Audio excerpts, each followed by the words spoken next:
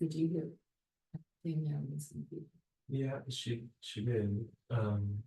So she said she's excited to. Yeah, I got that too, yeah. I have to ask. She keeps getting, when it's in the oh.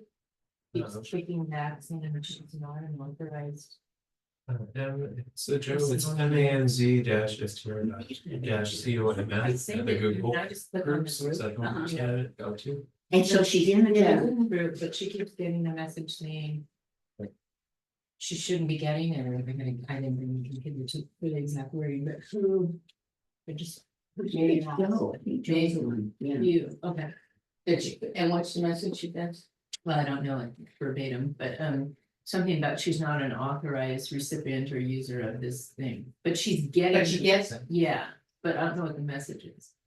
Because the last time I then copied and sent it to her. Just singly, and she said, no, I got the message, I just keep getting this like alert. So I don't know, you can ask her what the exact message is. Yep. Yeah.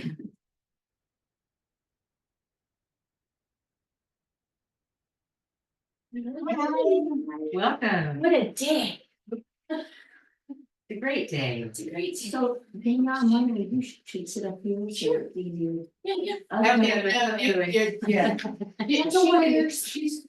I just saw her on the camera. Yeah, the camera will turn. Okay. Yeah. You're welcome to sit wherever you want. Do you mind if I sit here? I don't mind at all. Okay. We're all here. And I'm live. I wasn't on the Wi-Fi. It's good to see you. Yes. Good to see everybody in person. Yeah. Nice to be back here.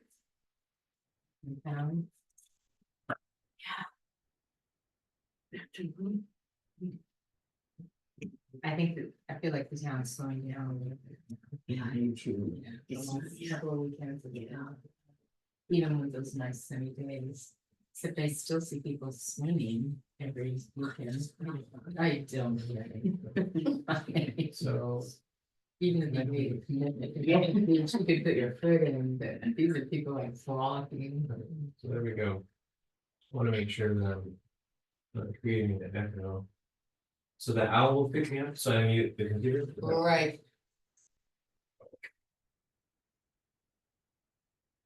Yeah, I'm not hearing an echo when you talk, so.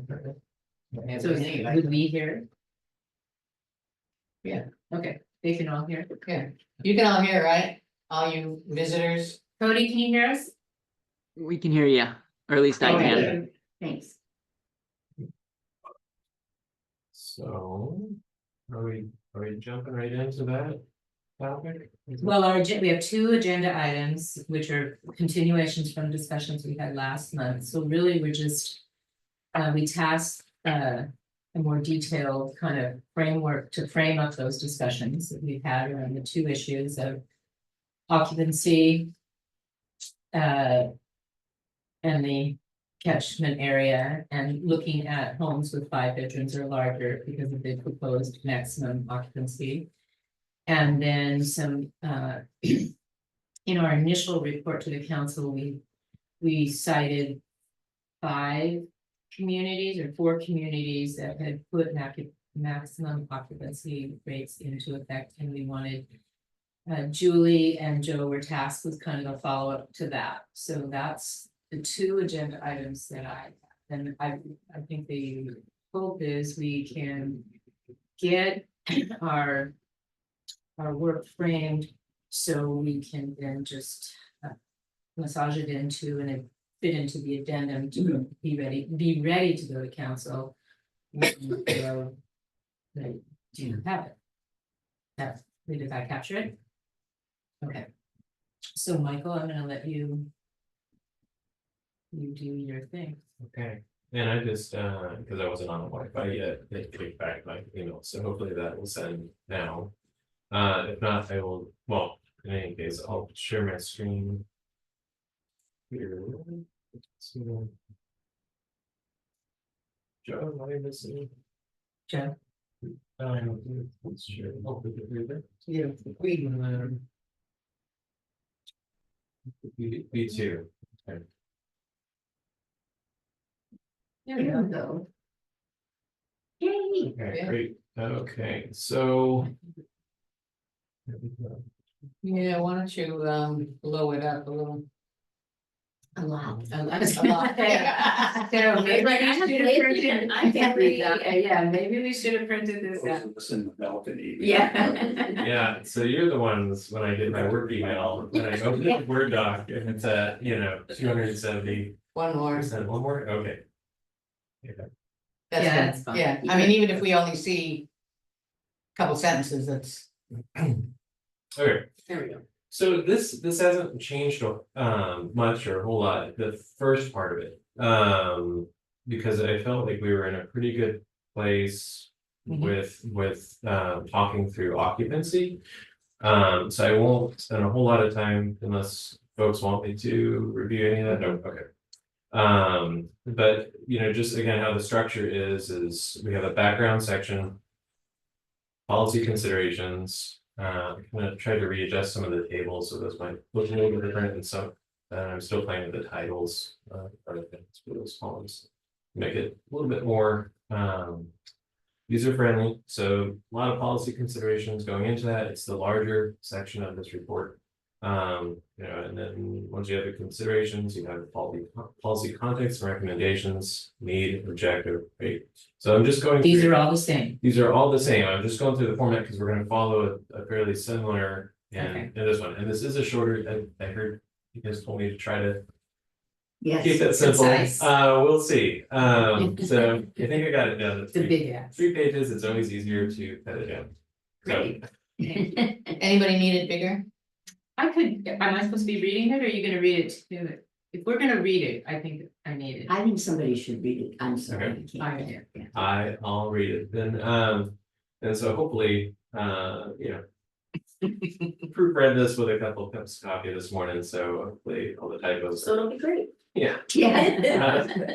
So this is the policy, proximity policy addendum, and so what this section is, so we have the proximity policy. Which if you recall is from our July, mid-July work session there. And it kind of teed up a framework where we assess whether or not a new STR would be permitted within 100-foot catchment area. Is what I've been calling them. And with the intent there is that, I don't think we need to scroll up to the figure again, but it's you have these policies that are kind of funneling down in how they address or manage STR related impacts. And so when you have a proximity policy, what that's trying to address is kind of at a neighborhood or street level. That's the type of outcomes that we're expecting here. And when we were looking at occupancy, we recognize that there's maybe a need to, or that there's obvious overlap between those two policies. And so, well, I'll just get into it then. So in addition to the proximity policy recommended in the STR Committee Policy Report July 2024, the following section outlines the need for consideration and policy options for designating large home STRs and calculating the number of STRs per given area, for example, 100-foot radius. So high occupancy STRs amplify the livability impacts tied to short-term rentals. So those would be like parking, traffic, noise. In the background section that's in the first part of this report, we point to the livability survey is where we're kind of getting that feedback or that sentiment. They also present safety challenges described by fire and safety representatives. It's also documented a little bit further up in the report. These impacts are felt directly both at neighborhood level and where a balanced mix of housing, long-term second homes, etc., is desirable, and by those living adjacent. And so I think that's a really important distinction because when you start talking about occupancy or number of STRs in a block, what we're really trying to address is kind of two rungs there. One is, what does that street or neighborhood feel like? as far as the residential mix, it's a residential land use. And so, I think, whether it's consensus or not, I mean, there's general feedback is that we want a balanced mix. And then there's also those impacts that are felt directly, you know, the next door neighbor, who may be impacted by noise, parking, traffic. So kind of keep that in mind as we're walking through that we're trying to hit those two outcomes. Can I ask one question? Yeah. So one of the things about the next door neighbor that we discussed last month is, and I can't read it to know if it says this, it's okay. But we're not just talking about, when we're talking about a next door neighbor, we're talking about a next door neighbor who could be could be a full-time resident, could be a part-time resident, could be a renter at a STR. Right. Right, okay, I just wanna make sure Yeah. that's clear in there. Yeah. That it's the livability of whomever is on the. Yeah, and maybe there's opportunity to hold that, because I think that's a good point, and we have talked about that a lot, Right. because it's in as much as it is the long-term renter or tenant. Or the person who owns a second home and comes out here, it may be the person who has a short-term rental and they don't want. Well, I just want, that was a part of the discussion with Anupam and Phil the last couple of meetings, so I wanna make sure we get that in there. Okay. Good note. Before you go on. We should, I'm thinking it's gonna be easier to ask questions after each segment. That'd be fine. I don't have any, except that I Should don't I think take notes since Julie's not here, Oh, just on what we wanna follow up with? sure, high level, Yeah, I'm not gonna. thanks take for detail. remembering that, I was Yeah. thinking about that too. my only comment is a grammatical one, and I'm not even sure it's correct. Okay, I'm not sure you say and, etc. oh, really? I think it's Okay. redundant, I think so. Well, I've had feedback otherwise on that. Yeah, I don't, Are you? and I don't know which one's right either, but I'm with Joe on that. It's so funny, because I don't know which right, but Mrs. Salmon, I don't think you have. Oh my to- gosh, What's that? I could Google that. But We have a librarian right here. Well, in any case, I may have done that a couple times, so it'll be a quick edit. Okay, yeah. So there's currently, so the background section is really kind of short and sweet. And those by living adjacent to an SDR, there might be an opportunity, to Cheryl's point, to include maybe one more sentence or two that kind of drill down on who we're talking about there. There's currently no city policy in place that defines high occupancy SDRs or accounts for the impact of high occupancy SDRs at a neighborhood or street level. So. And we'll get into maybe some recommendations around that. So policy considerations, the following is an overview of key considerations in developing a high occupancy STR designation. So I'm not calling them large home STRs yet, but if that's the word we want to use, I think there's should be some direction there. As it relates to recommended STR policy. So some policy considerations. So the current average permitted occupancy limit is 9.6 occupants per STR. STRs which are permitted to house a number of occupants in excess of the current average. 5 or more bedrooms are considered high occupancy. So that's kind of the metric that kind of establishes. I felt like that was a good aha moment, because I was like, well, how are we landing on this 5 or 6 homes? And I think it ties back to 5, 6 bedrooms. this average. What is the average permitted occupancy limit? Okay, it's 9.6. Well, you know, so 12 would be the next bump up, because it's 2 per Mhm. bedroom, and so 12, you know, That's where we go. 12 and 14, given a 14 limit. So as noted in the STR occupancy policy section above, so this might be a refresher for, you know, folks on the phone or otherwise, the STR committee recommends that the maximum number of STR occupants be limited to 14. And that the calculation of occupants be reduced to 2 per bedroom plus 2 additional occupants.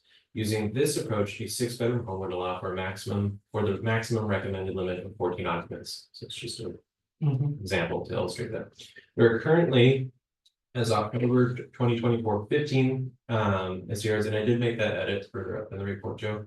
15 SDRs that have 5 or more bedrooms. Of those, there are 10 SDRs that have 5 bedrooms, 4 SDRs that have 6, and 1 SDR that has 7. So we have this in a table. You'll see it here in just a second. Okay. Yeah. Clarification, that number 15, is that within the city limits of Manzanita, or does that include Those are city licensed. city Yeah, licensed? and if Okay, there's, okay. I can make. that- Not county licensed ones? No, No, no, okay. so this is all city policy is just, but that's a good question, because if you're asking other people too, so. Also, I just got a text. On the owl screen, only my name shows up, so when you talk, identify who you are. Okay, it's Michael Duncan. Yes, you don't know me. I wore my safety hat today. They wear it when I walk the kids to the bus. So, it's stuck.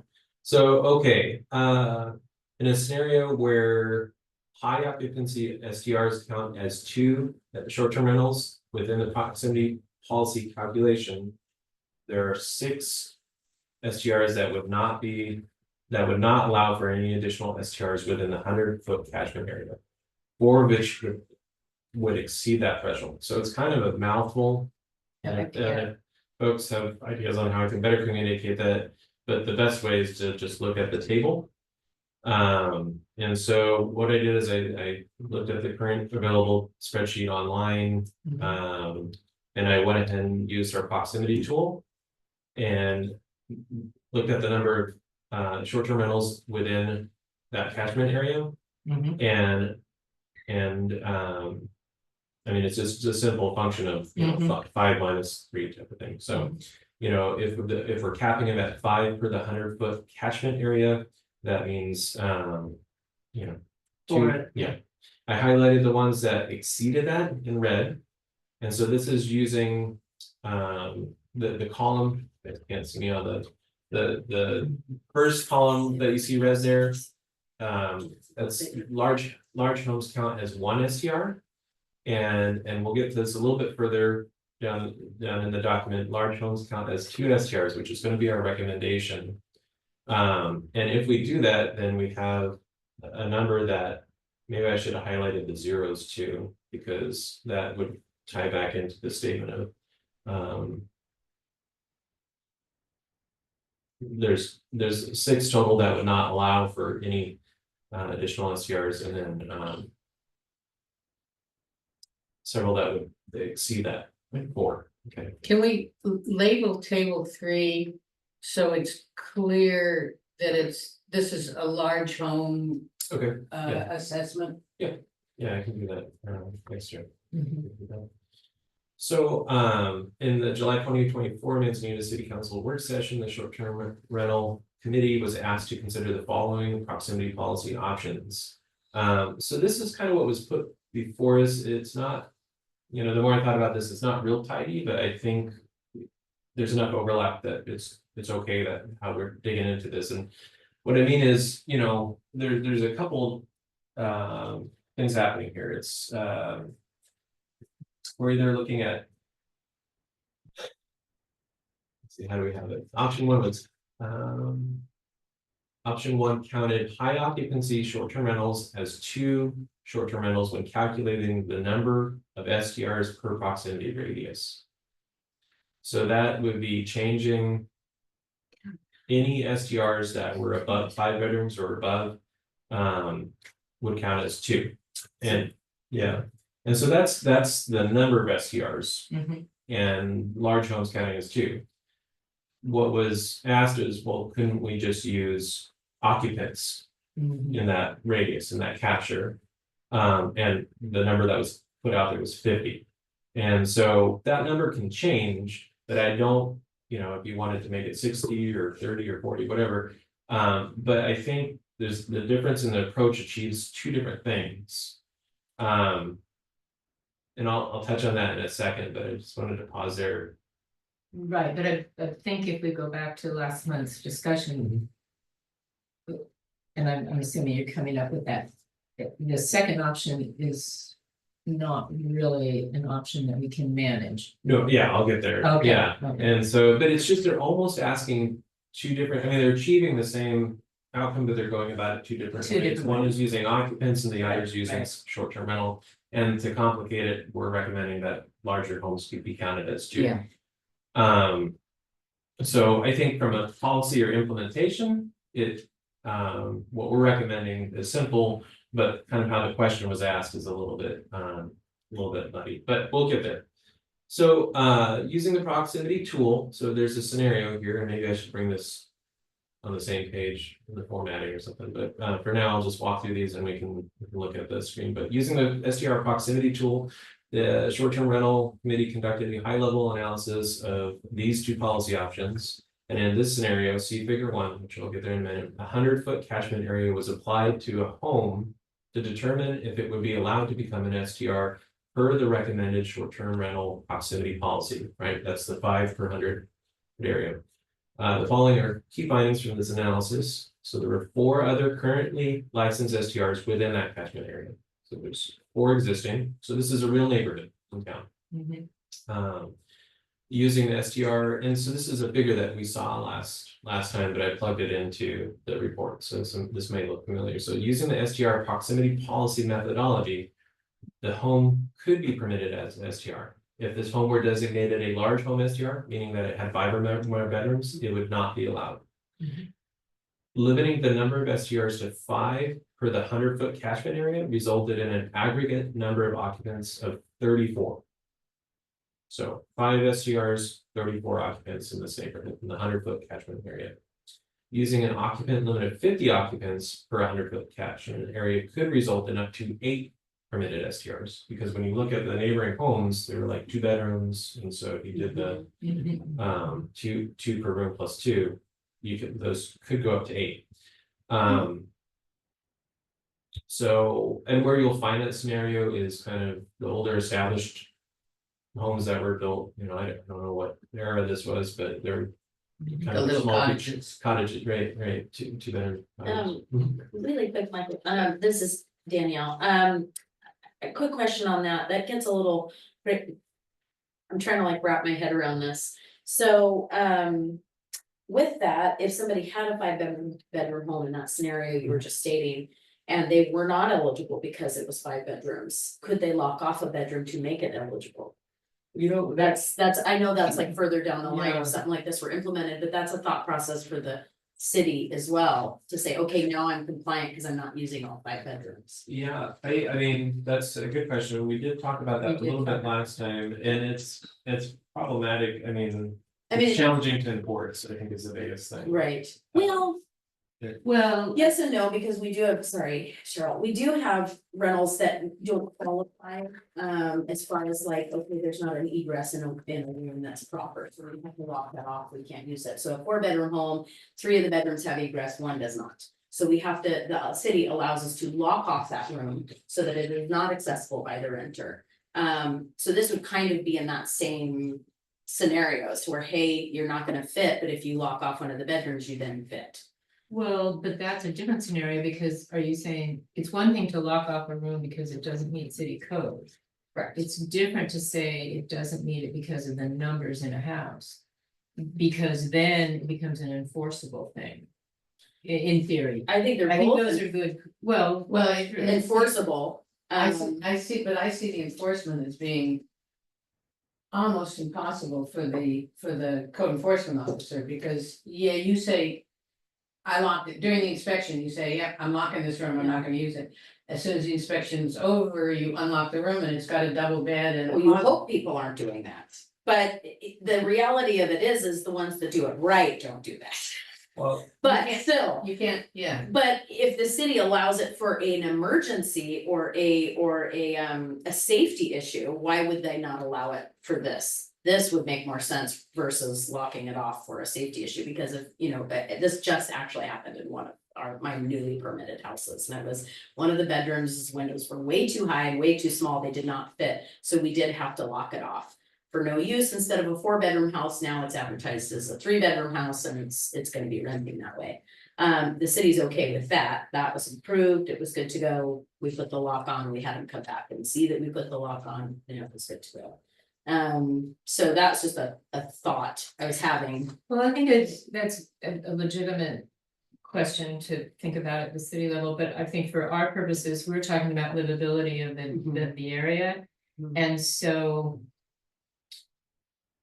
I'm not sure that would be applicable in the case of the catchment area, because even if you added that house, it would be the 5th house you're saying in this scenario? yeah, Yeah, so I don't know. I mean, Yeah. what the, It would given depend that on- it's a policy document, report that's looking at it, I mean, we could. have a high level statement that says you could do this, and I think it's. Whether or not I we think wanna it's say an it's, unspoken rule even with the safety side of it, like the owner, you know, the city says, okay, if that room is not being used and it's locked off and it's not for guest use. It then puts it into Maybe, compliance. maybe. So but- yeah, but- I don't Just think it's a in thought. here. where I was going with it though is that it's because it's a policy document, I think it's okay for us to acknowledge that. That as an option, but I think it's also okay for us to acknowledge that probably be an enforcement, there's complexities to Correct. enforcement. And then let the city make that decision. yes, yeah. Because I brought it up because I see it often. That's why I brought it up, because it is a little bit of a weird scenario. I think Danielle's policy proposal would work if the rental agency were local. If the rental agency were not local, or if it was through a homeowner who was not here, then I don't think that policy will work. I Yeah, don't think it's, it's enforceable. I don't It think Max does- can do I anything don't think about it. Max can do anything. about it. No, it does work, the what you're talking about, if it doesn't meet code, Mhm. it's in the ordinance. In the other direction, it says if a room doesn't meet code, it must be locked off. correct. You were right about that. Yeah, it does state that. Yeah, I mean, there's a way of doing it, but I mean, there's just a question of what in practice, when it's implemented, how It effective. bothers me with the fact that, and it's not your guys' fault, it's not anybody's fault, it's more so, it just bothers me that the scenario is we just hope people are doing what they're supposed to be doing. It's like, That's what I Since have. nobody on this committee, I think, we can verify that, but I don't believe anybody on this committee feels that. Doing it by number in a containment area is a good idea. No. That we should offer options that make it And we're- more palatable. And we're, Correct. yeah, so and we'll get there, so, I think that's a good comment, there might be an opportunity to add something that helps clarify that, So, okay, so. So what did we decide? I don't think we did. I don't Um, think We did. I think we just brought it up, Just and checking. it's floating right now. Okay. There is some language in here that at least speaks to the enforcement Perfect. challenges, but whether or not. You know, I think what you're getting at is a little bit more specific to where we might present it as, you know, in implementing. A policy like that looks at number of bedrooms, city should, you know, consider whether or not, it's an enforceable. Something, I mean, that's Okay. the level that I would. I also think recommend. we need to keep in mind, remember, we wanted to make this consistently simple. Yes, You know, And we don't Yes. want the oh and thens and then the maybes and those things, so I think with the thought that. Our proposal or our recommendation should be as simple and as clear. Because one thing that happens is the community sees this street and that street being different, and this house has 5 bedrooms, but they say they lock it out, you know, so I think we want to. Present something that we feel can be realistically implemented in the easiest possible way for everyone to understand that it is a consistent policy from home to home to home to home, period. Well, and I do talk about consistency, and so we're getting, so I'll We're get getting thoughts in the and. weeds on that, okay, it's keep going, Michael. And I don't know if I'll fully address that, but I mean, it's all things that were kind of kicking around in my head too, so, okay, where do we live off? Result in up to 8 permitted STRs. So an occupant based STR policy may result. Proximity policy may result in a higher number of STRs in some catchment areas, lower in others. This makes for logistical challenges in application of STR policy, inconsistent policy outcomes, and difficulty in enforcement. So I could add a may make or to soften that a bit if we want to, but I think this is an important statement because, you know, I agree with that. Mhm. is this, Mhm. okay. Yeah. Okay, an STR based, so that'd be 5 STRs per 100-foot catchment area. Proximity policy helps achieve a balance of residential uses, so that's long-term tenants, second homes, and STRs consistently, so. And then this is the figure that I used, and so this was using the proximity tool that we have. Putting in an address, and I looked at the number of bedrooms, and we calculated this a couple of different ways, and again, some of this may be familiar, I just added some additional visuals, so folks can easily, this blue stars are existing, and these are real, this is like, well, the only thing that was, floated as a potential would be is if that orange square, the proposed one happened to be a 5 bedroom or more, so that's the only thing that was kind of, hypothetical, and this, everything else is real. So the current number of STRs within the 100-foot catchment area, there's 4. Would there be additional STR allowed under the 5 per 100 policy? Yes. The current number of permitted STR occupants, 34. That reads that technical language there. Number of STRs if based on occupants, so that'd be 50 max. Again, that number could change. 6, but if it was based on 2+2 policy, it could be as high as 8. So both of those are higher than the 5 per 100 threshold that we're trying to achieve. And so, and if it's not clear enough, I really wanted to drive the point home that when you have something that is greater than 5, you know, when you have a policy that focuses on the number of STRs per a street or neighborhood or 100-foot catchment area, it's really helping to achieve like no more than whatever it is, high 20s, 30% in that on that street of STRs. And so there's an assumption there, if you move beyond that threshold, even if it's a lower occupancy, you know, a house that has 6, it changes the balance of that neighborhood as far as residential land uses. That's kind of a value statement, but I think it's consistent with what we've been talking and hearing over the past, you know, couple of years. That's if you go on the assumption that every single time that house is rented or used, There are 8 in it's it. maxed out, Sure. which is not the norm.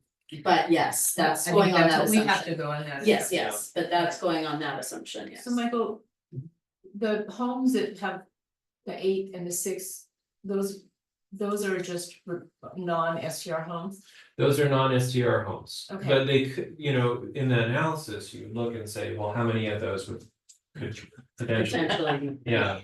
Well, the reason I bring that up, I think that's important, particularly when we're talking about the number of people, occupants in a catchphrase, is there may be 34 in the STRs, but what if the other folks are there too in their own homes? So the population of a catchment area is not 34. That's the 34 for It's much proportion. higher. It's much higher than 34. Right. Yeah. Number of folks in the neighborhood, I think, I pointed out the 34, and I think that's a good point too, but I brought up the 34 just because. No, I think, but we've been focusing, what this made me realize, we've been focusing on the number of people in the catchment area who are there in STRs, which is good, because that's our role. But also when we look at these catchment areas and we talk about occupancy maximums or limits or recommendations, we also need to consider the other people there. This gets back to the opening statement about the next door, the livability, where if, you know, I'm living in the house to the left of the proposed one, I've already got 34 built-in neighbors, which isn't really, I mean, that's a lot. And I know they're not there all the time, every If time, it was full time. but we have to operate on the assumption as in the summer, or as we grow, one of the things we're trying to do is put measures in place that monitor the livability of a neighbor by neighbor. And in every case scenario, maybe no one's there this weekend, but the next weekend it could be 34 plus everyone who owns a home there. So we want to help with that. I think that's what we're thinking too. Yeah, and so it's, okay, Joe. No, I just want to hear from, given that this is Edmund and Carmel, I'd like to hear from Leslie. Which one are you? I'm Edmund. I am, I think, I can't read it really, I think I'm 6, with the 8, 6, and then the brown. Anyway, square. you're there. I think I'm 6, Okay. and I'm surrounded, for sure. How do you feel about the numbers versus the, I think that the number of, I think occupancy is a great idea, but I don't think, again, it's enforceable. I mean, that kind of means that neighbors are ratting on neighbors, and it just makes it a little bit contentious. So I think if there's a hard and fast rule about the number of STRs in a catchment area, it makes better sense to me. that's a good point. And it's simple. Yeah. Yeah. Is And that in everybody your, gets it, so there's Yeah. no. is that question. in your, It's easy. is that argument in your, problem with enforcement? Because that's a really good argument. What's a good argument? For population. That if it's based on number of people, it's occupancy. more, contingent on Oh, yeah. neighbors reporting Yeah. problems versus it's either an STR home or it's not an Right. STR. It's complaint driven. It's Yeah, complaint driven Yeah. versus Okay. yeah, license driven, right. yeah, Uh, but that should be in the enforcement I argument. think- Yeah, my okay. pen's ready. Can I borrow your pen? My Yeah, pen. oh, please. Thanks, Cheryl. Good point. So, Can I just clarify something? Yeah. That I've been curious about? It says that you can occupy a room that has an egress, is that right? Every sleeping area, every sleeping room must have proper egress, yes. Okay. Yeah. So the definition of a sleeping area is that there Four walls is- and a door. There's more things than that, it's in the. Yeah, this goes on, okay. Yeah. Yeah, it's in Okay. the planning code. 'Cause it And I think it that does make sense. Yeah, that was 95 addressed a long forward, time you wanna ago. look it up, ordinance 95 forward. Okay. and if, So sorry. and if it's, helpful for me to point to ordinance 94-4. 95. 95-4 in here, so in case people reading this can go back, at least at the first time that I mentioned bedrooms versus sleeping I areas. Yeah. that 94, make sure. Okay, okay. Okay, so this is a kind of short and sweet section, so there's a need to manage the number of high occupancy STRs to achieve a neighborhood level balance of STR related characteristics with surrounding residential land uses. So that's long-term tenants, second homes, and et cetera. So the objectives, city shall, through the regulated licensing of STRs, formally designate high occupancy STRs and account for those STRs in implementing STR proximity policy. Policy outcomes should include achieve a balanced mix of residential land use, designate high occupancy homes based on the threshold of 5 or more bedrooms, define how those high occupancy homes factor into the recommended STR proximity policy. So those are the outcomes, and then this is the policy recommendations that I think, it's kind of call and response, right? The outcomes, this is policy that should implement that, we need to tweak that. So policy recommendations, STRs having 5 or more bedrooms, parentheses, sleeping areas are to be considered high occupancy. High occupancy STRs should be formally designated as large home STRs and should be given special consideration in implementing STR policy. And STR proximity policy should consider large home STRs and should consider large home STRs, and that these large home STRs should be counted as 2 STRs when implementing STR proximity policy. So this, originally we had options down here, but I felt like, we presented those up. After typing through all the findings from that, I'm having a hard time as a group, as a committee, thinking that we would land on.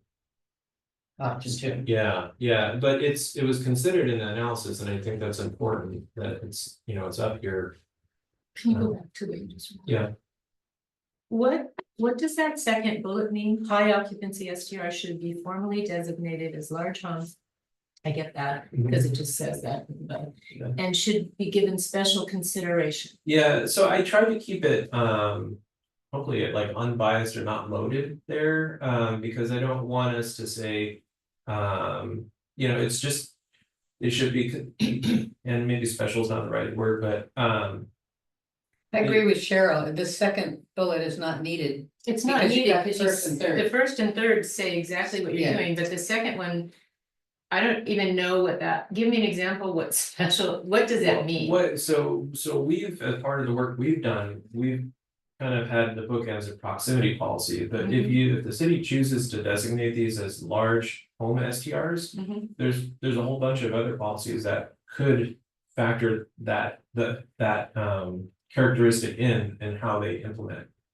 Does that, trying to No, think of, no, because we haven't talked about any other well, things. and that's why I kept it really high level, but I think it's important that we point direction, I mean, you know, if we want to point direction to the city that say, hey, in addition to the proximity policy. You should be considering STR, large home STRs. In how you implement all your STR related policy. So I think it's, that's taking a big jump. I Is it? do Okay. too, and I'd like to see that you don't want that. Yeah, okay. I don't want that whole bullet, but I mean, everybody else can weigh in, because that is opening. I don't even know what that means, and I'm sure someone's gonna ask us what we mean, and then.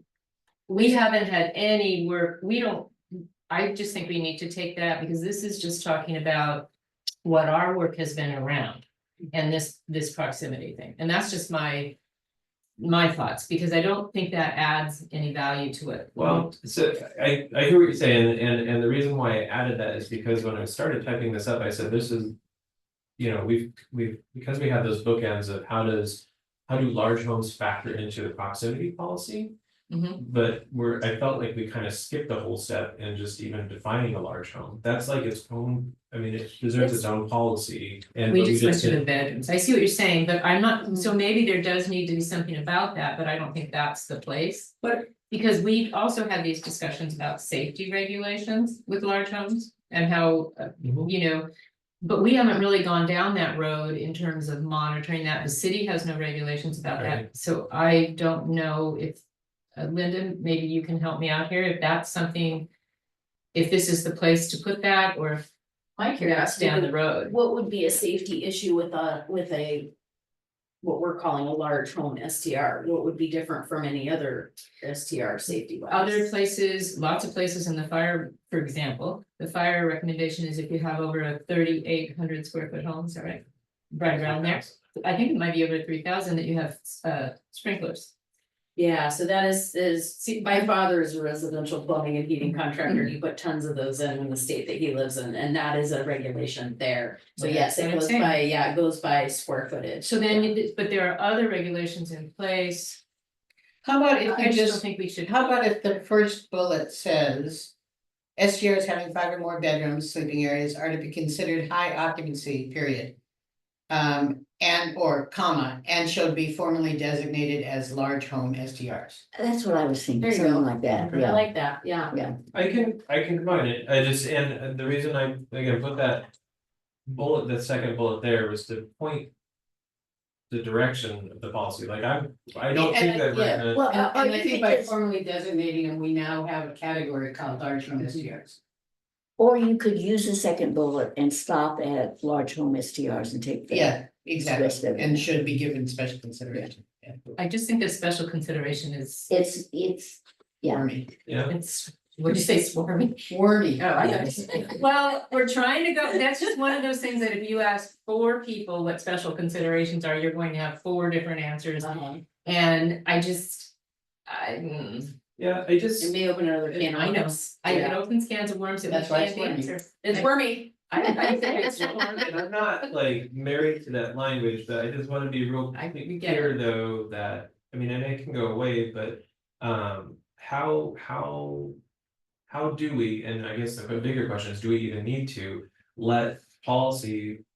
Decision makers know that large home STRs. That designation isn't limited to the proximity policy, it's. I think we get there when we get there. Yeah, Okay. yeah, one issue at a time at this Yeah, point. and at the point we get there, now we have a name for these things. That Yeah. could be a planning commission issue, or it could be Sure, Oh, yes. a council issue. Okay. So right. you can sidestep that, I think. Yeah, okay, and Okay. yeah. Okay, we can massage Okay, that. we'll rework that, so, Zoomed at 250, it's hard for me, but it's, I think it was only three pages, so it's still a bit much, but with the figures in there. You know, that's. That's the proximity policy item, and. As part of that, there's the large home. Mhm, mhm. Designation policy, I think. So on the outline of the large, of the homes in the proximity, can you go back to that? Go down. Right, you're talking about the figure? Yeah, so does that, so if the large home is, or if the Yeah. one that wants to be an STR is a large home, Mhm. have we talked about the fact that it would not be allowed? Yeah, in the bullet point, but if it's not coming, real clear, Well, I'm wondering if you should state that in the figure oh, in the below, figure, just to. Yeah. oh, with an Oh, additional, one of those, yeah. Yeah, That's a great suggestion, yeah. okay, yeah. Yeah. Okay, any other comments, anyone? good one. I Okay. think it's really good, I think what maybe our next step is. We chime in here, so I think we need to massage this a little bit, Yeah. okay, and then. Do we need? A. Like the talking point, a summary of this. For talking It's points? 3 pages, I mean. Okay, cause there are some things I'd like to add to it that I think might clear it up, Yeah. friendly it up a little bit, if that's okay, not friendly it up, but just make Yeah, it. that's fine, yeah, all the changes that we talk here aren't like major substantive changes, so it's some Right. tweaks that we can make on this, and otherwise it's. I think it's important in some of those bullets to go back to some of the numbers in the impact statement, because I feel like the council would be interested in saying, oh, so what's the impact for homeowners, STR owners, and everything if we make this change? Yeah, I think it's really important to understand that this is something we talk about a lot. Mhm, It's absolutely new information to the council. right, And you don't want to overdo it, but you want to be clear Clear. about why you're making those decisions and as much as you can spell it out. So I think that's really To, important. to that end, Cody is newer to this than the rest of us. And I'm interested in his Absolutely, feedback, if yeah. you have any, Good idea. after seeing this. Is it clear? Is it not clear? What's not clear? Yeah, is it okay if I video on? Yeah, Yeah, Yeah, there's a lot of policies and sub-policies, and I think that would confuse the general audience if we're just looking at this occupancy policy. I think there would be ways to clarify, at least, right, if I'm reading it as someone who doesn't know a whole lot about this. I would try and strip some of the excess terminology. Like, so even for the last example, right, we're considering it high occupancy, but designating it large STRs. And I don't see the purpose of considering it one thing and then designating it something else when you can just call it one thing. And I might do that throughout policy reports. Again, just for those who don't know a whole lot. Because even in the first policy report, we're recommending a fixed ceiling or a fixed cap or a capped number. And I heard 3 different things, which really meant one thing. And so even just combing through and saying, what's the one thing we're wanting to title whatever this is. But regarding the actual policy itself, you might, as a committee, at least for clarity purposes on the audience end, like, what are you after, right? If you're looking at policy proposals in general, you're generally driving all data and facts through a policy criteria. So is that more fact-based or values-based? And it seems like the STR committee is saying it should be more values-based, and that's okay, right? We're all going to choose our own policy criteria. So just say why. Ours is values-based because of our livability survey, which said, we want a mixed or balanced, housing type on each street. And then because of that, this is what we're recommending. But you could also say, there are more fact-based policies, we'll say, that are more efficiency. So, this is administratively easier to implement, right? Our, 5 homes per 100-foot catchment area versus, 50 occupants. While on the flip end, there is more regulatory exactness around 50 than there is 5 homes. And that would be a win for 50 occupants versus 5 homes. But again, we're basing this off of the policy criteria of value, which is, right, a balanced mix of homes on a street or in a neighborhood. And again, just for clarity, that would help me, because there's just a lot of policies and sub-policies and then policy tools within the sub-policies. And that was the biggest thing for me is, whoa, I don't really know how to diagram all of this out in my head. So But an opening. Here's what we're trying to do and here's why we're trying to do it would help a lot, it sounds like. yes, yep, yeah, because policies all right, we get to choose what direction we go based on our criteria, right? Because there are many different policy criteria. And we're just, right, what direction do we want to head based on? It sounds like you got a ton of community input with your livability survey. So I would just bank it all on that. Thank you. Yeah. That's very helpful. Is it odd that, and this probably has nothing to do with this, but because I deal with this so much. Is it odd that I'm nervous about how this is gonna impact the city when it comes to people filing for new licenses, and then you have people in mid-purchase that are assuming because right now it fits that 100 fit, they're buying the property to be a short-term rental. This happens so much. And then they were at that time qualified for a license, but then all of a sudden someone else had put an application in and that, like, has anyone thought about that grand scheme of things with something like this? Doesn't that happen already? No, because we don't have a proximity. Yeah, but we had a Situation. cap number. So we had measures in control that regulate that. And So I think, like, that's what I think, you know, well, because if you bought a house now.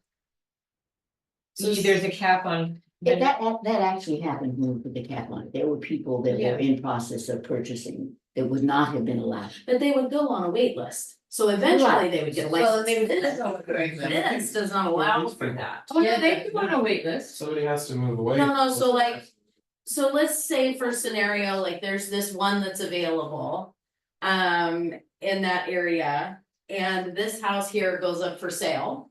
This We house can't is, see your points. oh, sorry, so like You the can use one the that's in arrow. orange shows that.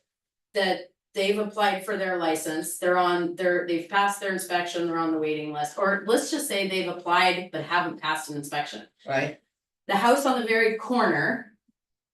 Goes up for sale, sells quickly, they get an application in, and they get an inspection and they pass before the one right, in orange. Yeah, And there's only one on that street that's available for. For that, now you've got two homeowners that have been told that they can rent their home out. who told them that? Well, they would assume because they've done this tool, that it's open at that time. But before you do this tool, you go to the number in the city. There's a lot of benchmarks in place. I think it's the same scenario as what happens now. The city doesn't know from one day to the next how many they have on the waiting list, trust me.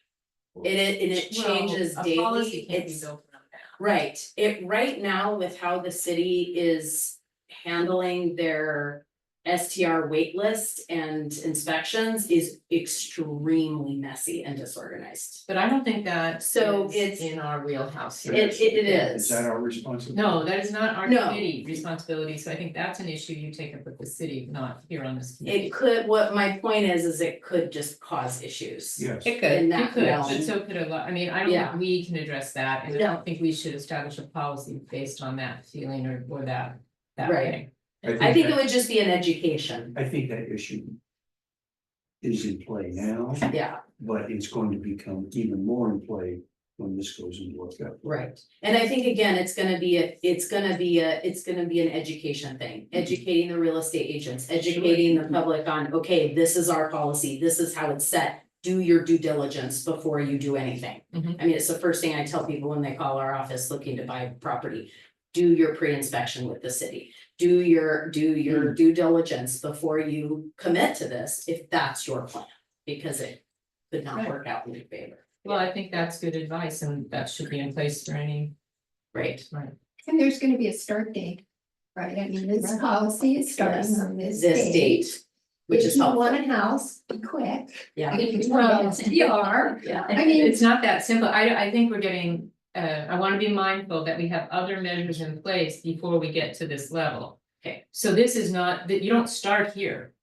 Right. You start with the citywide, I mean, we're coming There down. has to be available license. Right, there has to be an available license, so this is Which- part of a process. A bigger process. A bigger correct. process, so I think you would have a lot more information before you got to this point. You Okay. know what was happening. Good point, good point. Okay, So I don't wanna lose, I think that was a good comment, good comments from Cody there. It's kind of tough because, where do we want to include that? I mean, I could see doing, you know, I think A at the very chart or something. beginning, just as he said, that. but is that for this document? Cause really what he's talking about is relates back to the Well, yeah. bigger report that was done in July. And so this was really just intended to be a, you know, a section that gets added on to that report. And so that now that we're adding more and more to it, it's starting to become arduous to kind of, you know, I think, and that's why I was like, I know the direction was don't crack open that July report, but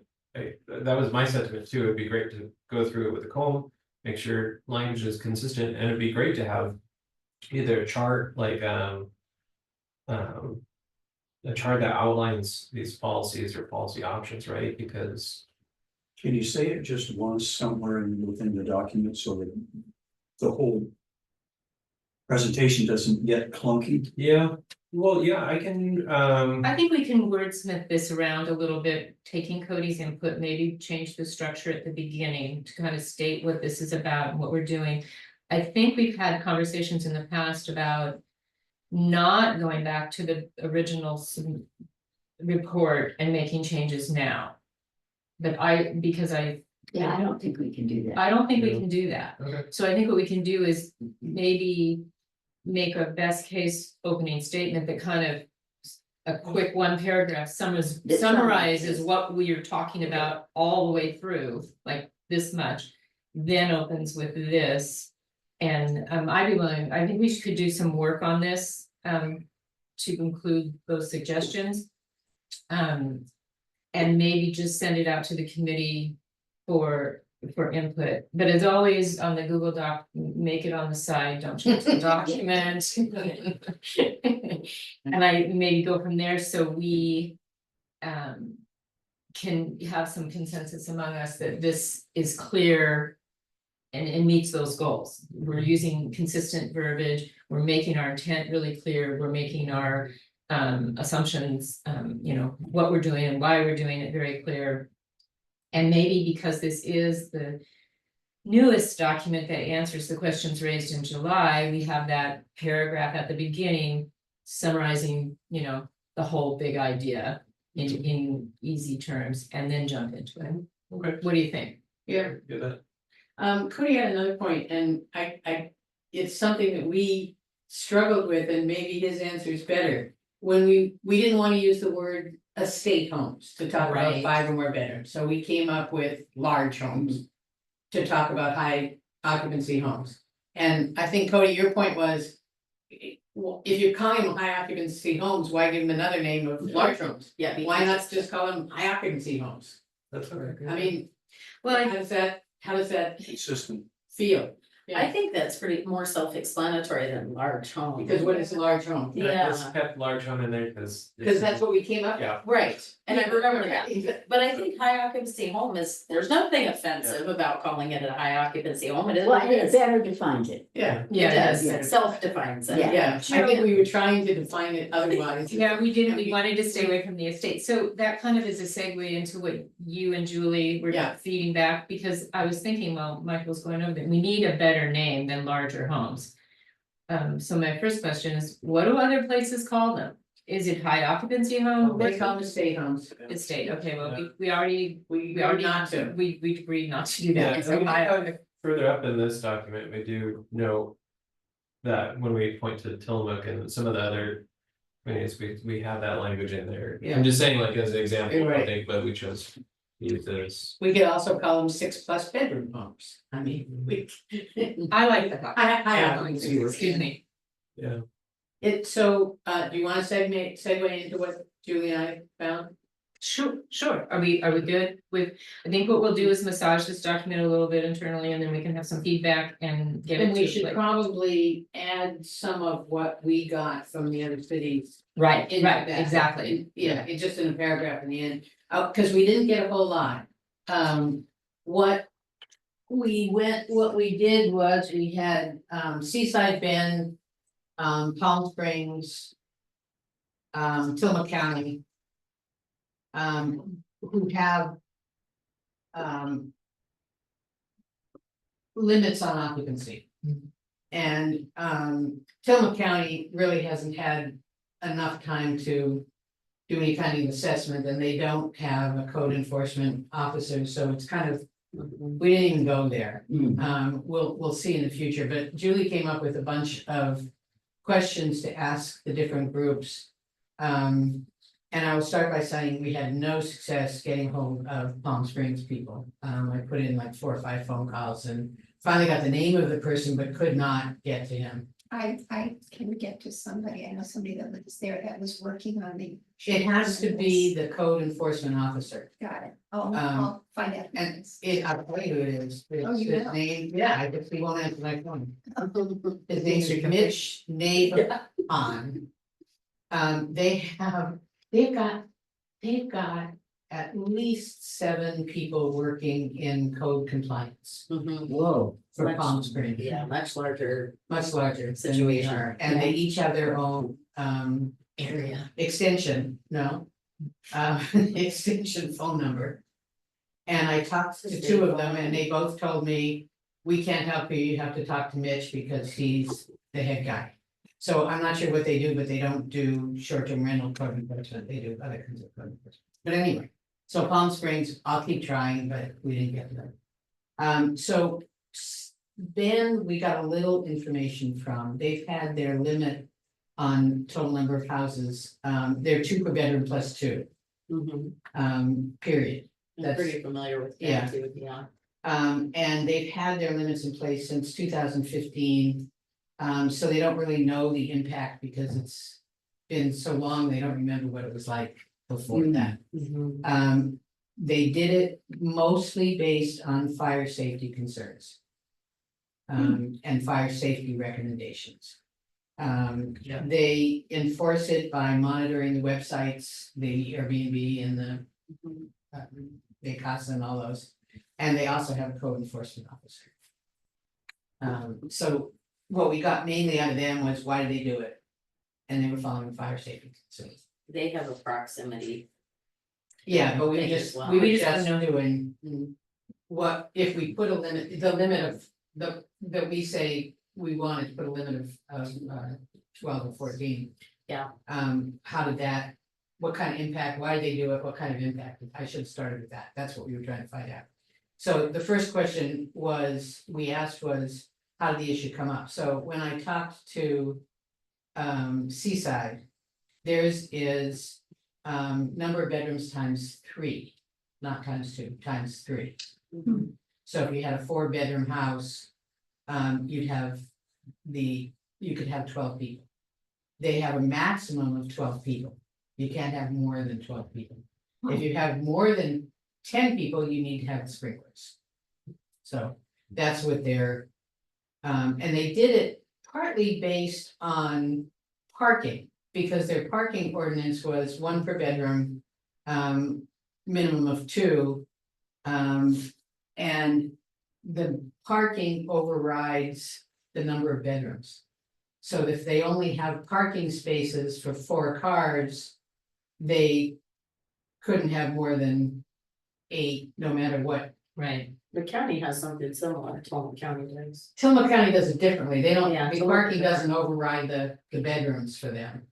But in Seaside, it actually Well, works in the reverse. county, you have to have 1 vehicle per bedroom. Yeah, you have to have. Right. You have to have a You spot have for to have it. one spot, not one. You have to have 1 spot for it, yes. Right, Yeah. but if you Interesting. could only do 3 cars. And you had 4 bedrooms, you could still have the county's 2 plus 4 kids. Anyway, They go the other let's way. not Anyway. go. So, in Seaside, they made the switch to no more than 12 people. In July of this year. Okay. So they haven't had it in place long. They had 3 per bedroom since the early 2000s. In 2000, they didn't have any regulations at all, so in 2000, they put in place regulations, and at that time, they said 3 per bedroom. But then on July 10th, they switched from having short-term rentals come under zoning and reporting to the planning commission to being a business and reporting to the city council. Makes They sense. did that just this year. Yeah. And when they did that, they put the cap of 12. But that was tied to the, sorry to interrupt, Joe, it was tied to the limit of 10 was tied to fire. 12. Fire and safety. Well, And then over the 12? sprinkler system was No. required at 10. No, yeah, the ban tied it to fire safety. Okay, but Seaside was, Seaside, I'll get there. okay, sorry. So I got there, why did they pick 3 per bedroom and why did they pick a max? They picked 3 per bedroom. Because in hotel rooms, that's generally the max you can have in a hotel room, so they decided, okay, well, hotel room, bedroom, same thing, 3. However, the 12 maximum was complaint driven because of parties that tend to be in the houses with 12 or more bedrooms. 12 or And- more people. Yeah, 12 or more people, and so they were getting, yeah. Well, that's in a stay home, that's a hotel. So that was part of their impetus, they said, parties, and what they were trying to do, he said. I said, how did you determine the number? And he said, they wanted it to, short-term rentals to not be a hassle to neighborhoods. And not be a business in the sense that you would, that a hotel would be, but still be able to help with a person's mortgage. So, he said it in a number of different ways, but what he was trying to get to was, short-term rentals. An owner should be able to have a short-term rental to help pay their mortgage, to help to eventually move into the house, to whatever they want to do. But short-term rentals shouldn't be a business proposition to make money from outsiders, is what he kept trying to say. You know, people who live all over the country that are just looking at as a way to make income. Yeah. They wanted it to be more of a way to be able to Have a home at a beach. have a home and Yeah. eventually, yeah. Yeah. He said that because it's only implemented this year, the cap of 12. They haven't seen a lot of difference. They still get some complaints, but it's been too soon for them to make any decisions on that. And they didn't Um, grandfather any, I didn't ask. okay. Well, that- I don't think it's in their ordinance of grandfather. I looked at Okay. that. I don't think I it's don't in remember there, seeing any. unless it's a separate Grandfather, action they yeah. took. And Okay. they just went with the max. They are the city that also put in the proximity. 100% along the beach, 50% here, Oh, 30% here, none over here. Okay, And that has been a bigger change for them than I think the occupancy. okay. Yeah. Okay. Makes sense. I said, how do you enforce it? They use a company called Rentalscape, which I know a lot of places use.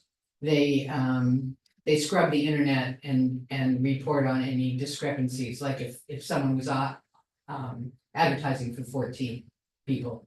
They when- highlight it. They highlight it and they tell you. Otherwise, it's complaint driven. And they have a building inspector, they don't have a code enforcement officer, the building inspector does it. So that's what Seaside said. So it doesn't, I mean, And what about revenue? we didn't ask, and I don't think he would have known in Seaside, but that's a question that if I ever get on Springs guy, I can. Well, even Bench, since they've had theirs in place since 2015, which was. But they wouldn't know the change. They wouldn't know the changes, but their revenue is, I assume, in a positive direction. Well, it's massive over there, so I'm assuming so. Yeah, I mean. But I mean, as in Seaside he didn't say, So remind me again what Canyon Beach does? Oh, that's I- messy, Is that messy? that's messy. Yeah, Yeah. I can't, They do. they a have branch two out there different too. tiers. They have grandfathered people, Oh, grandfathered okay. homes, they have non-grandfathered homes, they have 5-year licenses. You They can have only rent 1-year once a license, year. it's, Oh, it's It's a lot. very They have a complicated. lottery, oh, it's like, yeah, but it's, Okay. yeah, but they don't, I don't believe they have a cap, which is what we were looking at. We were looking at, no matter how many bedrooms you have, the maximum number of people People. should be. I 12 do or not believe they 14, have a cap. And they don't have You're that. correct. Okay, Bend, Palm Springs, Seaside and Sonoma County were the only. Do they have a people per bedroom guideline? In Cannon Cannon Beach, I believe so, yes. Yeah, again, There's a formula, so in sense there is. Yes. yeah, Yeah, But they I just don't think- have like that hard cap of Yeah. 12 or Yeah. 14. Okay, all right, thank you.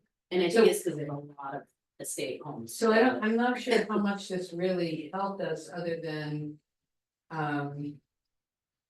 The fire safety, which you talked about earlier, Mhm. and the concept, which I think that we have all come to, which is. Short-term rentals are a good way to help pay your mortgage, to help have a house at foothold in Manzanita.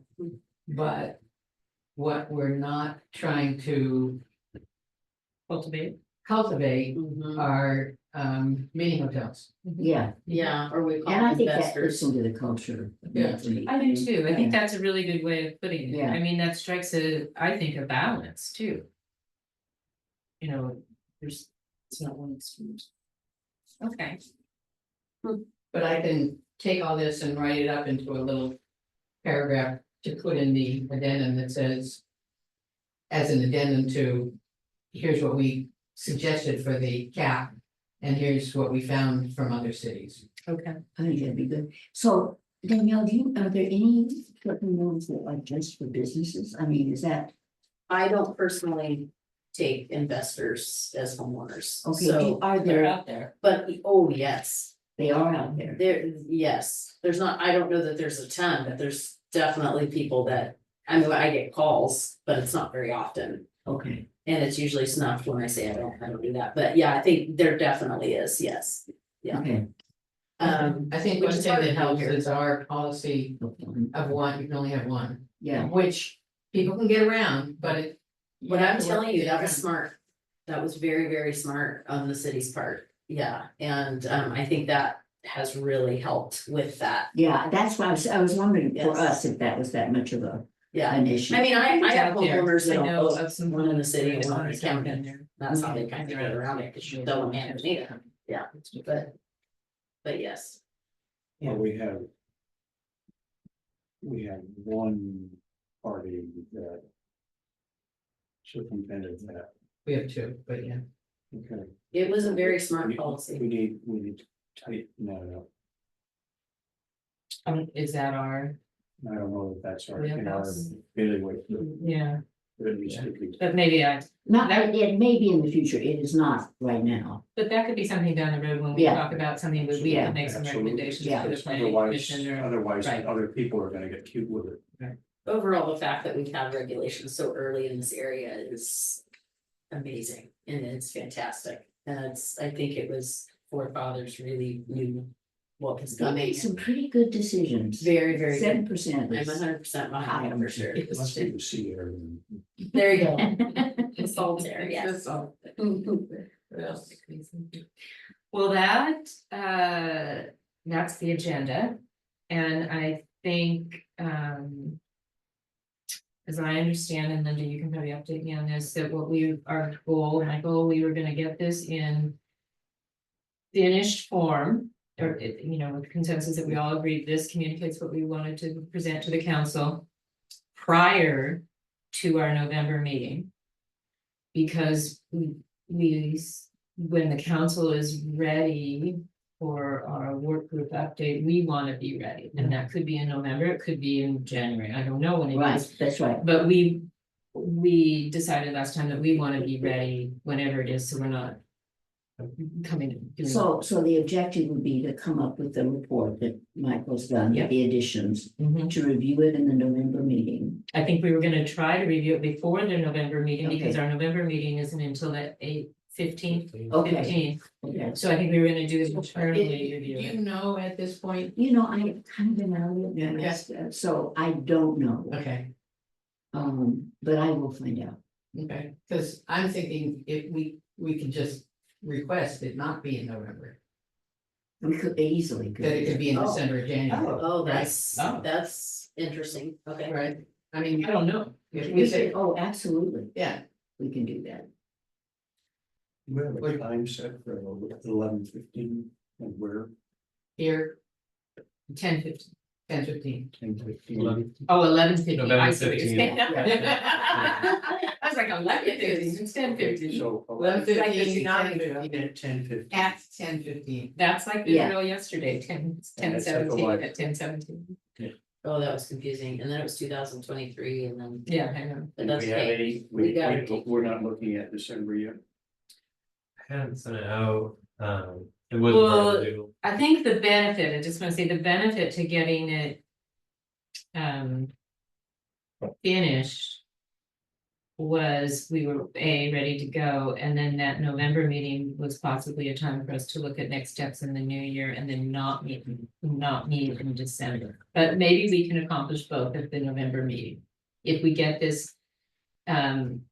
Prior to that meeting, get it, Well, if there is a 99%. workshop, it would be November 13th. right, which was the conflict with the November But we meeting. can have our meeting earlier, we don't have to have it Right. on the third. Oh, Yeah, I okay, mean, we don't. True. but Michael's, One of the issues too that I was really concerned about, but I'm no longer concerned about, is we didn't know who the council was okay, in January, but we do now. So it gives us some flexibility, and I think we can decide when we would like to present it. And. Well, do our best. if we schedule our meeting now for the 8th, the week before, okay, Then we would be ready for the you'd be 13th. ready for the 13th. Or not, or okay, Yeah, I, Are you saying November? Yeah. Or when we set out the doodle poll, the 15th was the one that, everybody. Yeah. Friday. We're looking Fridays. so.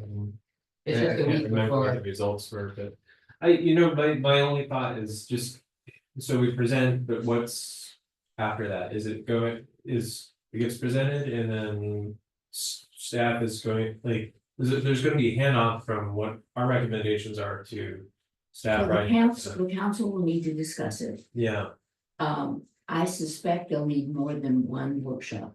Yeah. To discuss it. So I think two things. First of all, you're passing your recommendation off to council, then it becomes council's responsibility. Mhm. But I also think we ought to be thinking about. What are there issues that we need to be thinking about in moving forward, like. There are a couple of options. Do we meet as often as we have this last year? Are the issues such that we can put it off so we meet once a quarter? I mean, I think we need to think about that and also make a recommendation to council of this is what we would like to see as our game plan going forward. What do you want to tackle next year? Yeah, that's Yeah. exactly. Well, I mean, what we could do is if we get in a good spot with this report, maybe we can either use our November meeting to do build our work plan for the next year. well, that's what I was thinking we would do. Yeah, okay. But I was gonna, the reason why I was asking is what does a handoff look like, is because I want to make sure if there's some. Again, to Cody's point, it's very complex, even the people who, even counselors who've been part of it. Usually So complex. if it spans a couple work sessions or, I wanna make sure there's some momentum here and I'd hate for, us to get. Topic to get bumped from the agenda and we only get one in and then we come back 2 months later and like, I just wanna be able to. have So Michael, I think that is a really good point, and I think that actually falls in Layla's. Okay. Because she has this plan of what she's gonna do. And so I can certainly talk to her about, once we provide this information, we want at least another workshop and maybe Yeah. two. Because you're right, I mean, this. Cause that's I already can't- happened. Yeah, I can't tell you how complex this is, and we are really starting all over again. Because it's been so because of circumstances, it would have been so much better to just go 1, 2, 3, and it was, up and every, but we've got we've got to go back and make sure people understand where we are, what these decisions are, and as much as we talk about it, it's new information essentially to council. Okay. So it presents some challenges. But I think you're right. I think once we go back, we need to have the commitment that it will, that we're not going to do this again, that it Right. is, Yeah. it's this, and then we're going to follow up. Okay. Do we have any recommendations from the chair and the co-chair with regards to what we might be looking at? What you might be looking at, I will, what you might be looking at. Next year, just to be thinking about. Yeah, well, I think we've talked about what we're gonna, to be thinking about it, but honestly, I was hoping that as we got through this process with the council, they would have some input for us as well. And then as we move forward, because one of the things we talked about were some of those livability issues that we've often discussed, that we maybe cannot make decisions or recommendations about it, but we can make decisions about it or policy recommendations, but we could say, for example, when the city decides to look at parking, a representative from our committee is on that committee as well, or represented. So I think some of those are outreach to the livability issues we know have impacted our work, that we've often looked at, and identify those. I think there are some city ordinances around noise and nuisances that we probably could take a closer look at down the road. Yeah. The dog thing keeps coming up. Yeah, I mean, Cody's, just because Cody had such great stuff to say there, he pointed to that, the livability survey. I've always thought that was such a good framework, to start from as far as identifying. Sure. And so I think it'd be a good exercise for us to go through each of those, like you're describing, and say, is there a nexus with STR? I mean, the Right. community feels there is, but is there something that we can actually advise on from a policy standpoint? What does that look like? And there may be some that are loaded in there. We have a lot of stuff we can do, and some that are like, well, like traffic or parking. It's like, well, there's some. Hopefully we're just part of there's the conversation, constraints, right. That's um, exactly right, Michael, that's a good way of summing it up. I also think, on the same line, that sometime around next September, we ought to have another survey. Yeah, I agree. Especially Not before after that, having. To see how this is. working. Yeah. Yeah, after another, Well, after that's one gonna more take summer, some- then have another survey. Yeah. What I'm thinking about is. You could set two tracks for yourself. One, that the council gets bogged down with things and you need to operate independently. And the other, that they rush through and they actually pass this and then they come back with recommendations, so. Have an idea with regards to what you can do to fill in. At such time as they're mulling all of this over and they're not coming back to you, you can still make progress. If you can make it independently from the city council. With regards to some of these other issues that you want to take on. And I would make them. So that you don't get bogged down in them, that in fact that, you can solve them perhaps within 2 meetings. 2 to 3 maximum. And then move on until such time as council gives you more direction. Okay. I think that, So what would those be? I mean, what kinds of things? Well, you just only quoted a couple of them. That's cool, I know I'm floating a bunch of stuff, Dave. this is the nuisance parking traffic. I think Trey? what came to mind, maybe as homework for the November meeting, we could recommend or suggest that all of us go back and review those survey results. So I don't know if the newer members have had an opportunity to really look at that. Mhm. Is a survey in a form where you can email it to the.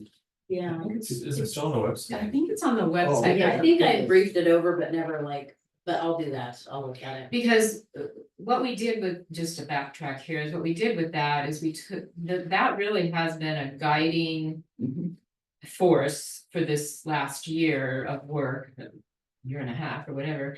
And as we move forward, I think we ought to go back to that again.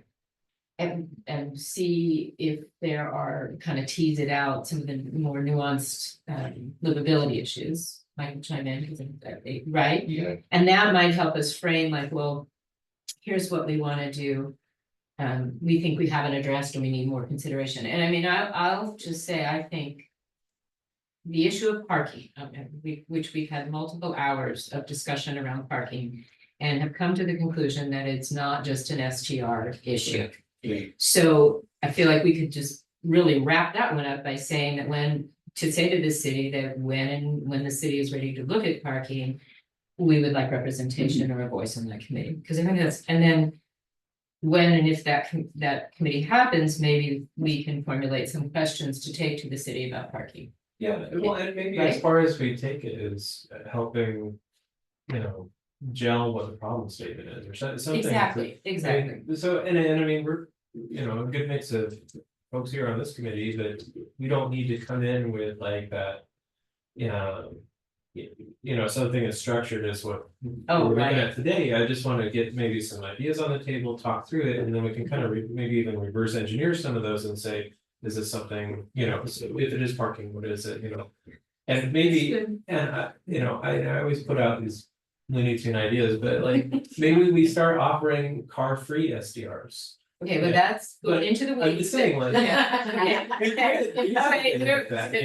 But this is the conversation I think we want to. I like the idea of we could maybe explore and identify the issues as the first step. And then as we think about those issues, like why is parking an issue? Why are dogs an issue? So we would have a statement about this is what we've heard from the community, not ourselves particularly. And so we're ready, so we have a consensus about why it's still an issue. And not try to propose solutions, You have, because I think That's hard. I know, but the point is, I don't. You know what I mean? I know what you mean, but I mean, we're not, But yes. our job is not to propose a solution to all these problems. It's to say, we've identified this as a problem because of X, Y, and Z, and we'd like to have a voice when this issue is brought before a group to come up with resolution, I think that's great, okay? yeah. And I think we should really try to stick with that, because I think it's a plus for us that we're all solution driven here. Yeah. But maybe we shift our mindset to saying we'd like involvement, because there are these issues. I think one of the reasons they're so complex is because they're not just about an STR, they're about other things. So our solutions, it should not be singularly focused, they No, I need like to be that. part of but it. I would guess that within the neighborhoods that they don't have a parking problem until the STR swing into action and they actually become occupied, so. I don't know, this is the. You Yeah. have three folks here who can speak directly to parking and how it affects the rental capability of their properties and what impact they have on the neighbors around them. Right, but I think here we go again, but like, And sometimes it's not always parking. but I mean, the parking Well- is the same, parking is a bigger issue, like I have an issue with parking on my street and I'm not an STR. Because of the day use in the city has ballooned, Yeah. and so I have lots of day use parking on my street, but that's what I mean, parking. Parking in general. I think It is. we're just gonna stick to those. Let me change the topic. Let's change the topic, thank you. Another thing that needs doing, is the website. Oh. You said, is the survey on the website? I think so, I don't It is. remember. But I know what's not on the website are our last two presentations to council, Yep. and they should be. Oh, I And noticed that. And there's probably other things that are on the website that have done their time Mhm. and need to be. So I think someone on the committee needs to say, I'm gonna take charge of that website and make sure it's right. Because it's a constant thing. We do a presentation, it should then go on the website. And So We don't may, do that. may I I don't wanna make that suggest- decision today. So, Yeah. yeah, but one of the issues is it's a fraught discussion between city administration and us. Yes. So I suggest we go to Cody and work really closely with Cody because he'll have the inside track Mhm. and be able to work with Josh and with the city. So I think I think we should have a pretty robust discussion about what we think Yeah, I'm not saying we should do it now, I'm Yeah, just saying, but- it's, but it's I- one of our discussions. right, but Okay. Cody could be a huge asset. Thank you. I'm Cody. in. We hired you, Cody.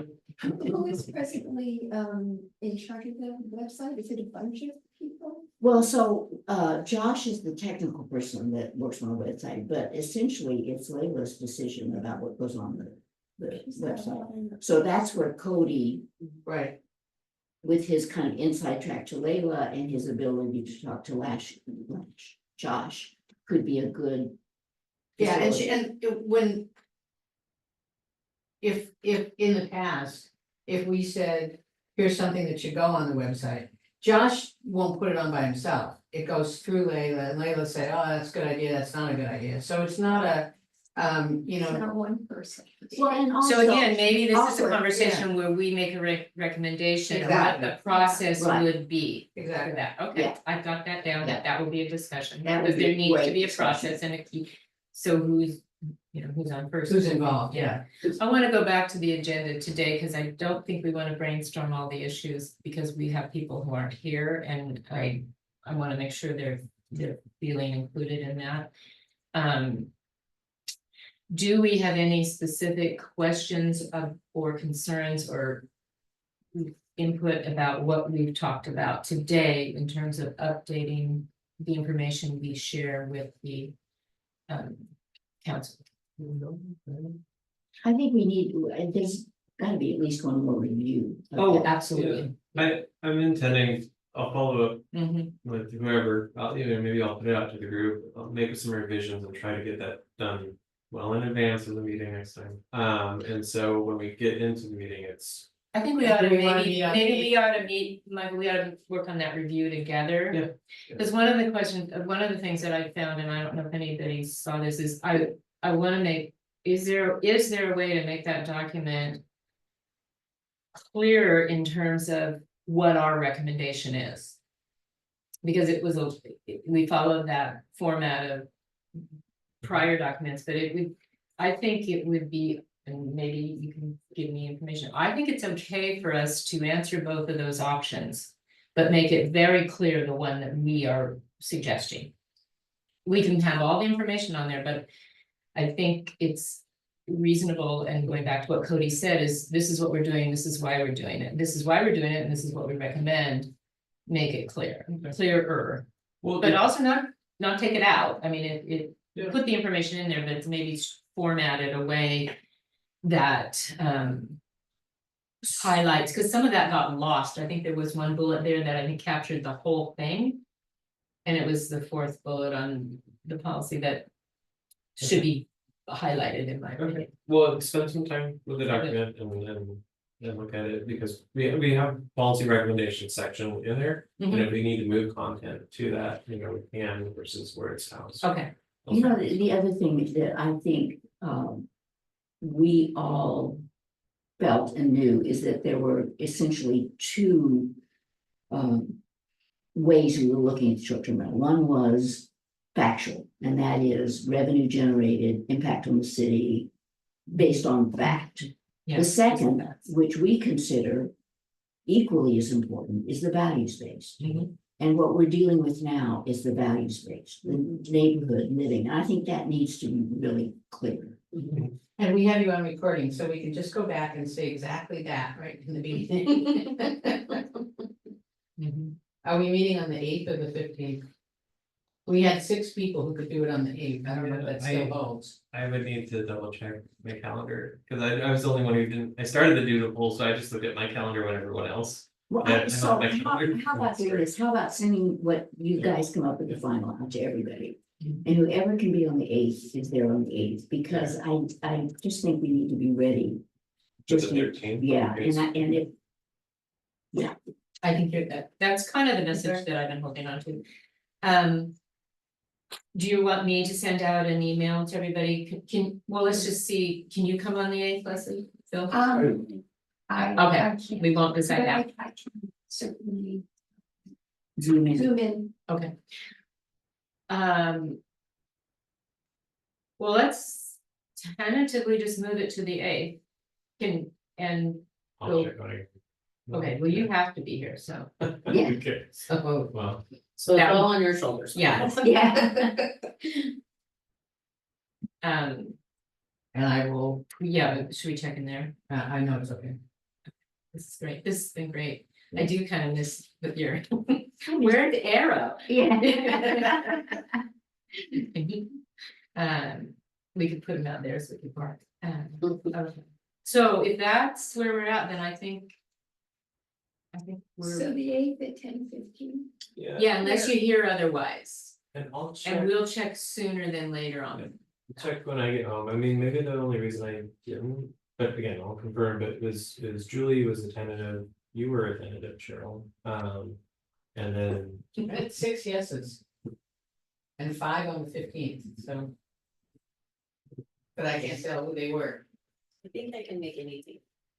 Oh, okay. The tentative yeses from Julie and Cheryl. That was Yeah, who no, did it. you said- I said yes, Yeah. Well, I'll Okay, figure it then- out. I'll then I'm figure it- good, Well, because that would have been me looking at my calendar. Yeah, And you said yes. So it's Julie and Cheryl. that's it, yeah. I don't know why I said yeah, but I'll look it up. Okay. Yeah. Okay. Changes, thank you, okay, Okay. Well, Yay. that's all. Yeah, I mean, the only thing that is maybe a little bit, and maybe it's not time sensitive though, is when we're thinking about our work plan, I know we said don't talk about specific items. But if we need to provide in our capacity at all, input to the comp plan process. If there's any discussion around STR We related, definitely think that's the Yeah. case, and so maybe, That's another thing to add. yeah, maybe getting, somebody from the comp plan committee to join us. Oh, they are here. Patrick, Oh, Patrick. I know, Yeah. I was looking at the name going, So I don't Patrick, think, but are we, there's a comp plan meeting the 28th. on the 28th. so there's kind of two levels of this. One is the community input, which is on the 28th. The other is individual members of the committee, and Patrick is definitely one of those. Yes, Coming and are sharing specific ideas around short-term rentals. And I think that's really an important part. it is, it is. Are they ready to do that though? Oh, yeah, Oh, okay. they're doing it right now, so. Okay. Okay, We probably have time on the 8th because it's not gonna take that long to. Do. Yeah. that. Okay. is Patrick still on here? Yep. Patrick? I signed up to be your representative, so that's why we're listening in. Are you around, are you around on the 8th? Did you hear Joe? Are you talking to me? Yeah. Yeah, Are you around on November 8th to present I can a, call in. or ask Sure. the question. ask a question of us on the 8th? We can, If it's comp plan, yeah, comp plan comp related, plan related, if we're there, like I don't know where we're to. there yet, Well, but not us, but like the consultant team that's running it or the advisory group, I just don't know what the timeline looks like and how. Our So input fits in the they're process. gathering information right now. Now's the right time. There's gonna be, I think, 4 big community meetings. Okay. But right now, each individual like Patrick is, and there are, I think, 6 or 7 others. They're identifying specific organizations or committees, and they're going to those committees and asking. Actually, they've got questions, specific questions they're asking, and they can go beyond. So Okay. what is the short-term rentals view of where we should be in 20 Okay. years? So I think the timing is certainly imminent. Okay. It's not Well, immediate. If they've already formulated those questions or they're mulling in their minds, it would be helpful if they could, if Patrick could send those questions to us in advance so that we can be thinking about it when we walk in the door. Great point. Patrick, is that something that you feel you're ready to do on the 8th, is to share those questions with us? Sure. When you say questions, can you be more specific? Well, let me take a step back. Patrick, I thought there were pre-designated questions kind of to get the conversation rolling that the consultants had provided to the committee. Right.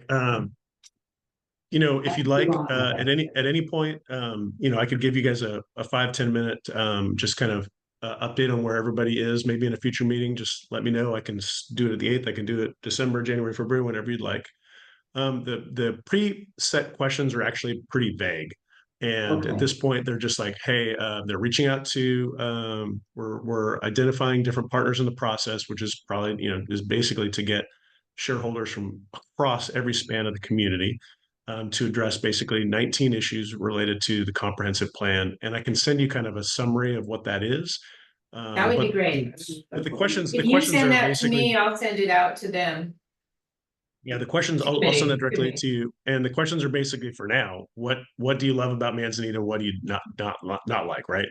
And so then the first meeting is about housing, and that is on October 28th. So definitely, I can also send in that an email from Layla in the city that was set up by Linda on our committee that has the details on the first meeting about housing, which is related more specifically to middle housing. But I encourage you all to maybe partner with the process such that when codes are updated, that we're thinking about as we're building more middle housing, think about from a short-term rental perspective, how do we protect these to become housing for future residents, for workforce folks, rather than becoming short-term rentals. So if we are comfortable with the level of short-term rentals that we have. Okay. If you send me those questions, I can get them out to the committee members. And I will, as soon as I get the agenda formulated for next time, I'll let you know. We'll probably be on anyway, but could you prepare, a 15-20 minute time where you share the comp plans work and questions around that work that would be STR related? Does that sound right? Yeah. Okay, thank you, Patrick. That's good. Well, that's good. Thank you. And just as a reminder, on the 28th, you have to sign up ahead of time because there's a limit, so make sure you sign up. I think we're about 50, maybe a little more than that, 72 something. I can't remember if I signed up for this poll or the comp plan. I think I signed up, but I've got to check it now. That you I said meant to do both. but- Yeah. That's great. All right. I think, where's the gavel? It's right over there. Oh. If there's a dent, it wasn't me. Joe did it. Thank you. just bought that, so thanks, Cody. All right, Patrick. Bye, thanks. And it quit wrecking. Yes. Ooh, I don't know if it's a day for that.